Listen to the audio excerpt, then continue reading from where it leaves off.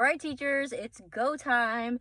Today is my first day back with students. I know everybody's start date is a little bit different, but today I'm going to be doing a lesson that I have in getting started for preschool. And it's one lesson that I think a lot of you guys may skip over and avoid because it can get kind of chaotic. Now I'm mixing it up a little bit because the book that I actually have with me is Pete the Cat, I Love My White Shoes, which I would normally do this with rocking in my school shoes. You got to do what you got to do. You know, we use the resources that we have. So today's lesson, I'm going to be reading this book with the kids. I have a special treat for them. Let me show you. I got this karaoke machine off of the TikTok shop. I'm not going to do the whole reveal. I did that in a different video.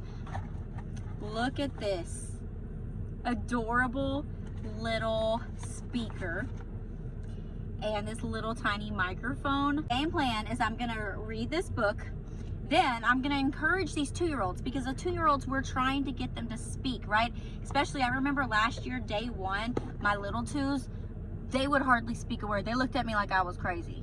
Probably because I am a little crazy. Let me turn it on. Let me show you this sound. Now let me turn the mic on. Much better. Much better. Okay, so in this book, Pete the Cat, I Love My White Shoes, in the book, it has it to like a beat.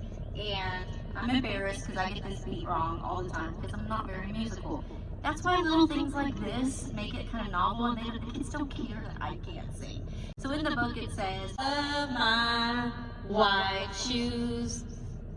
So after I'm reading the book, I'm going to give the kids a chance to speak into the microphone and say that line. I don't want them to say, I love my white shoes. I want them to look at their shoes and see what color they are. Now these kids are 2. They might not know what color their shoes are. Beginning of the year, and we're trying to introduce these things, that things have different colors, that we use words to describe things.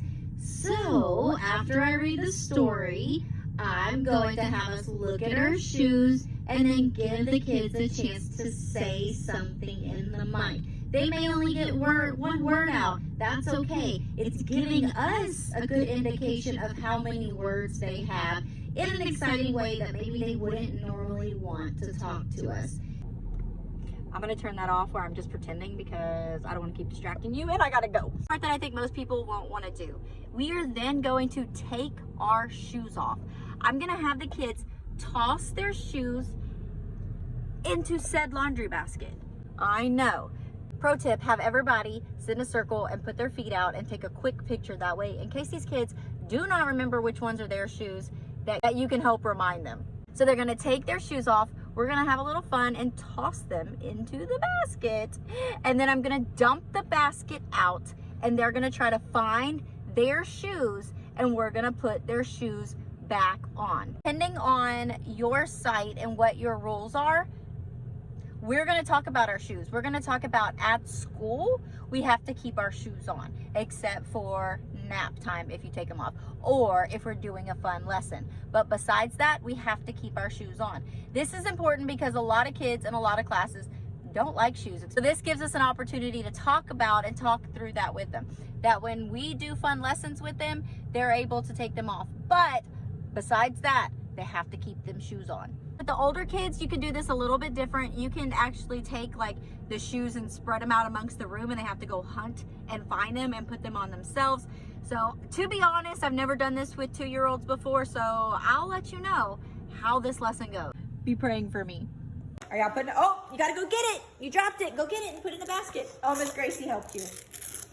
Look at you taking your shoes off, unstrapping them. And I want you to go look for your shoes, only your shoes. Oh. See if you can find your shoes and go sit down and try to put them on. Let's see. I see. Oh, working on it. Are you getting that shoe on? Get that shoe. Push it in. Look at you trying. I'm home now, and guys, that lesson went so well. I wasn't even planning on like hiding their shoes. I was just gonna kind of like spread them out and let them pick them. And I was just impressed that any shoes mixed up, which is my main concern, all the kids knew what were their shoes and grabbed them and came back to their school. 2-year-olds loved the microphone. In one of the classes, only like one kid would speak back to me during the book. And by the end of it, a little more than half the class was at least attempting something in the microphone. That is so good, especially for my first day working with these 2-year-olds. Have an opportunity to grab the karaoke machine with the microphones. I think it's a really good investment in your toddler and preschool class. And then don't be afraid to do the lesson where you take their shoes off, hide them around the room, have them go find them and attempt to put them back on. Let them struggle for a minute. It's okay that it's hard for them. Step in and help them as needed. You can find lessons like these in my curriculum, the preschool experience. If you comment TPE, I'll send you the first 2 weeks where you can find this lesson for free. And hopefully if you like it, then you'll get my stuff as it continues to roll out.